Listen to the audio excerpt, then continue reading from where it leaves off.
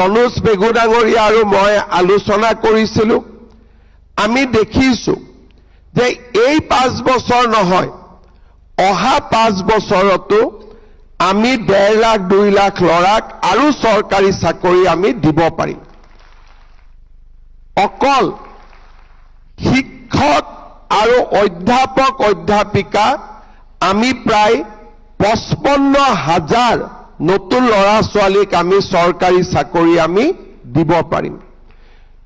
অৰ্থাৎ আমাৰ যিটো লক্ষ্য, এফালে উদ্যোগ, যাতে আমাৰ ল'ৰা ছোৱালীয়ে উদ্যোগত কাম কৰিব পাৰে, এফালে হাই স্কিল AI যিটো আমি ITI দেখুৱালো, ইয়াত ল'ৰা ছোৱালী পাছ কৰাৰ লগে লগে ভাৰতৰ যিকোনো জাগাৰ পৰা মেনুফেকচাৰিং সমূহে আমাৰ ল'ৰা ছোৱালীক লৈ যাব, not as a security guard in high paying jobs.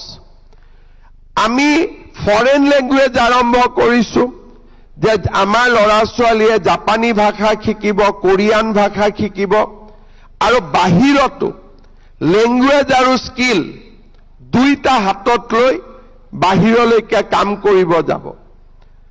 যোৱা 7 দিন আমাৰ ল'ৰা ছোৱালীক আমি আৰু এটা স্কিমৰ জৰিয়তে ব্যৱসায় আৰু বাণিজ্য কৰাৰ বাবেও সুবিধা দিছোঁ।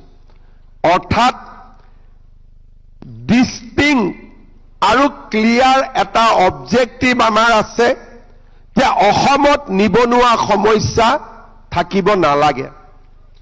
নিবনুৱা আমি কেনেকৈ সমাধান কৰিম?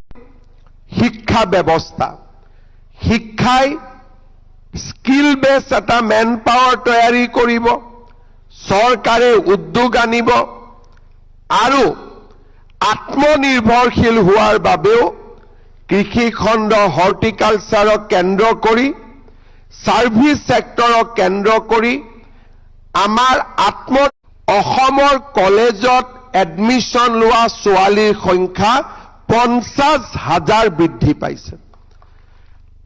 আৰু তাৰ মূল কাৰণটোৱে হৈছে নিযুত মইনা আঁচনি। নিযুত মইনা আঁচনিয়ে আৰ্থিকভাৱে দুৰ্বল ছোৱালীসকলক এটা শক্তি দিছে যে দেউতা, তুমি মোৰ পঢ়াৰ কাৰণে খৰচ কৰিব নালাগে, চৰকাৰে আমাক পঢ়ুৱাব।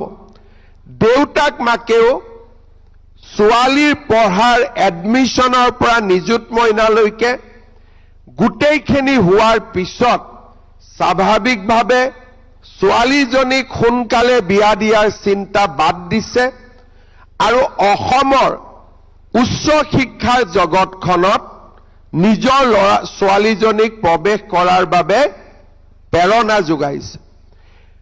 সেই প্ৰক্ৰিয়াৰ লগত সেই প্ৰক্ৰিয়াৰ লগতে সংযোগ কৰি আজি আমাৰ ছাত্ৰসকলৰ বাবেও আমি অলপ সময় পিছতে নিযুত বাবু আঁচনি আৰম্ভ কৰিম।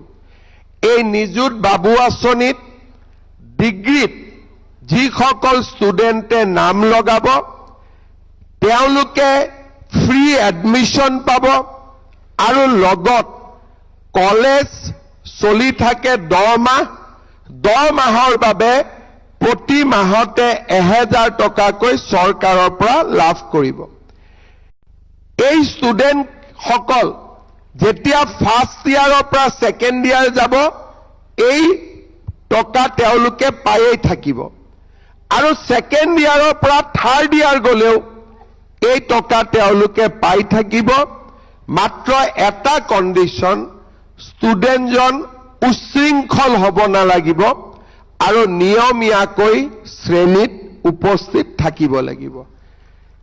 এই দুটা কণ্ডিশ্যনত আপোনালোকে প্ৰত্যেক মাহত 1000কৈ 3 বছৰৰ বাবে লাভ কৰিব। কোনোবাই মোক ক'ব যে মামা আমি ছেকেণ্ড ইয়াৰত পঢ়ি আছোঁ, থাৰ্ড ইয়াৰত পঢ়ি আছোঁ, আমি নাপাম নেকি? উত্তৰটো হ'ব আপোনালোকেও পাব, কিন্তু পোষ্ট গ্ৰেজুৱেটত নাম লগাব লাগিব, তেতিয়া ডেফিনেটলি আপোনালোকে পাব। এই 2 বছৰ অপেক্ষা কৰিব লাগিব। নিযুত মইনাও আমি তেনেকৈ আৰম্ভ কৰিছিলোঁ। আৰু যিসকলে ডিগ্ৰী পাছ কৰি পোষ্ট গ্ৰেজুৱেটত নাম লগাব তেওঁলোকক আমি 2 বছৰৰ বাবে মাহত 2000 টকাকৈ আমি দি যাম। কিবা কাৰণত অহা বছৰসমূহত যদি আমাৰ আৰ্থিক শক্তি বাঢ়ে আমি এই স্কলাৰশ্বিপৰ পৰিমাণো বঢ়াই লৈ গৈ থাকিম। মই বিশ্বাস কৰোঁ যোৱাবাৰ যেনেকে ছোৱালীৰ 50,000 এডমিশ্যন বৃদ্ধি হ'ল এই আঁচনিৰ ফলত নিশ্চয় ল'ৰাৰ এডমিশ্যনো 50,000 আৰু বৃদ্ধি হ'ব।